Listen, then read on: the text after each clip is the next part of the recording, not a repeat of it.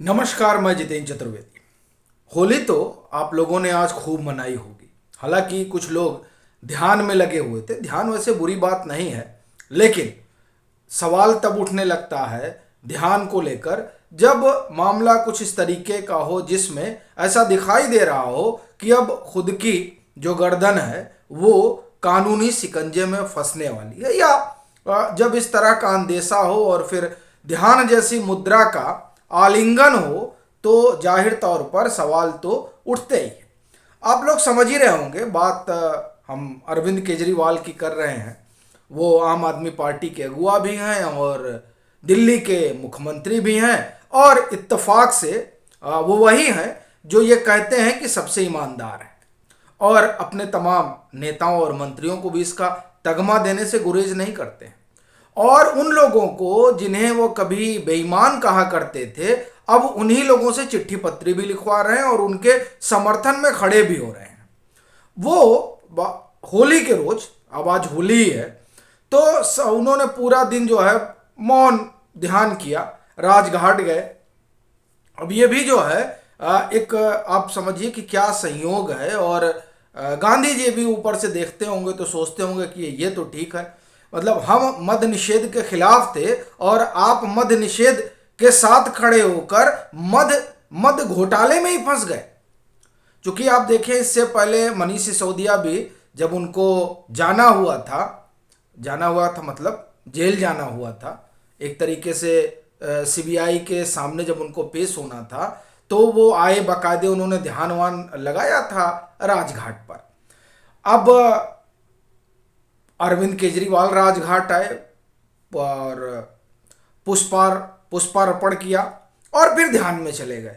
अब क्या यहाँ कोई क्रोनोलॉजी बन रही है क्या कि मनीष सिसोदिया भी हिरासत से पहले ध्यान में गए थे, अब अरविंद केजरीवाल भी ध्यान में गए? हालांकि वो कह रहे हैं कि उनको देश भर की चिंता है और उस देश की चिंता को जाहिर करने के लिए वो चुप हो गए। अब न मालूम क्या है, लेकिन ऐसा लग रहा है कि ये जो चिंता है उनकी, वो चिंता नाहक तो नहीं है, लेकिन वो देश वाली नहीं, वो दरअसल खुद वाली है। क्योंकि एक तो क्रोनोलॉजी आप देखिए, मनीष सिसोदिया जब गए तो वो भी राजघाट वगैरह, और फिर अरविंद केजरीवाल भी। और दूसरी तरफ आप देखिए, एक दो बड़ा डेवलपमेंट हुआ है। एक तो यही कि देखिए, अरविंद केजरीवाल को ये बात तो समझ में आ गई है कि सीबीआई के पास सारी चीजें मौजूद हैं। चूंकि जो कुछ फाइलें डिलीट हुई थी वो फिर चाहे कंप्यूटर से हुई हो या और किसी डिजिटल डिवाइस से, उसे फॉरेंसिक डिपार्टमेंट के जरिए उन्होंने वो सब हासिल कर ली है। अब उसके साथ ही साथ एक और बात हुई है कि तमाम वो लोग जो इस मामले में आरोपी हैं उनको हिरासत में भी लिया जा चुका है। वो लोग बयान भी दे रहे हैं, उनके बयान और जो फाइलें हैं उनका एक तरह से कहिए कि क्रॉस चेक या मिलान हो रहा है। उस मिलान में जो एक कड़ी छूट रही थी वो मनीष सिसोदिया रहे। अब मनीष सिसोदिया भी हिरासत में है, तो इस वजह से वो जो मिलान वाली कड़ी थी जिसमें ये एक तरह से कहें कि बाहर थे, अब यह भी जुड़ गए हैं। तो जाहिर तौर पर कई चीजें अब एक सिरे से जुड़ने लगी हैं, और वो जब पूरा धागा बनेगा या आप कहें वो जो पूरा जब गूंथ जाएगा, तो असल में जो अल्टीमेट है वहां तक बड़े आराम से एजेंसियां पहुंच जाएंगी। और उस क्रम में जैसे जैसे जांच पड़ताल चल रही है उसमें आप देखिए कि एक तो तमाम दस्तावेजों का हासिल होना, दूसरा तमाम जो आरोपी हैं उनका बयान दर्ज करना, तीसरा जो उस कड़ी के सबसे अहम व्यक्ति है मनीष सिसोदिया, उनको हिरासत में लेना और फिर उनसे पूछताछ करना और कन्फ्रंटेशन कराना, और उसके बाद में ईडी का तिहाड़ जेल पहुंचना, और अरुण रामचंद्र पिल्लई और अमनदीप ढल को अपने साथ लेकर मनीष सिसोदिया के सामने खड़ा होना। और इससे पहले आप देखें कि सीबीआई भी कन्फ्रंटेशन की बात कर रही थी, जिसमें जो खबर है उसके हिसाब से सचिव, आबकारी सचिव और आबकारी आयुक्त, इन दोनों लोगों को उनके सामने बिठाया गया था। अब इससे क्या हो रहा है कि तमाम चीजें जो तहे हैं वो खुल रही हैं। अब उस कड़ी में जो अगली पूछताछ है वो जो केसीआर की बिटियां हैं उनसे होगी। और उनको सम्मन जा चुका है। अब उस सम्मन ने तो चिंता बढ़ा दी है और ज़्यादा अरविंद केजरीवाल की, क्योंकि ये महज इत्तेफाक नहीं है कि अमनदीप को हिरासत में लिया जाता है और उसके बाद अरुण रामचंद्र पिल्लई को हिरासत में लिया जाता है, और अरुण रामचंद्र पिल्लई को संभवतः कल ही हिरासत में लिया गया, और उसके बाद जो कविता है, उनका नाम है संभवतः, उनको सम्मन करना, एमएलसी है, ईडी पूछताछ के लिए बुला रही है। उससे पहले सीबीआई भी उनसे जानकारी जुटा चुकी है और ये जो पूरा दारू घोटाले का मामला है उसमें उनका भी नाम है।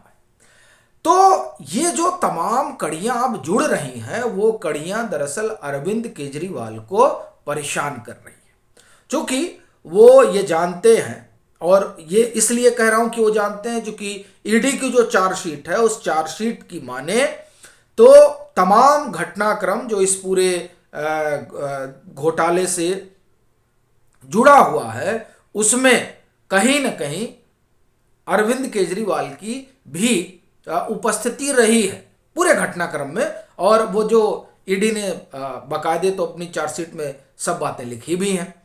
तो इस वजह से मौन रहना ही पड़ेगा, ध्यान लगाना ही पड़ेगा, क्योंकि कल कौन सा जो जिसके ऊपर आरोप है वो क्या बात बता दे और जिसके बाद बात वहां तक पहुंच जाए जहां पहुंचने के बाद समस्या बढ़ जाती है। और आप देखिए कि मनीष सिसोदिया भी जो कहें वो दरअसल इस तरीके से कहें ताकि आंच जो है वो अरविंद केजरीवाल तक ना पहुंचे, इसका भी पूरा ख्याल रखा जा रहा है। अब आप कहेंगे कि कैसे, मंत्री से तो बेचारे चले गए।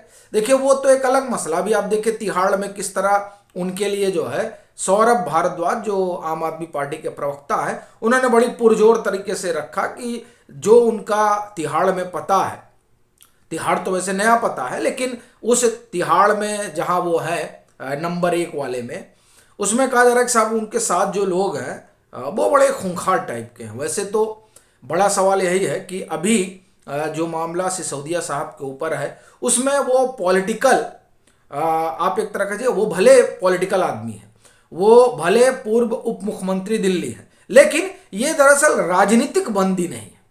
ये असल में एक आप समझिए कि आरोप भ्रष्टाचार का, उसके मातहत इस तरह की तमाम चीज़ें हो रही हैं।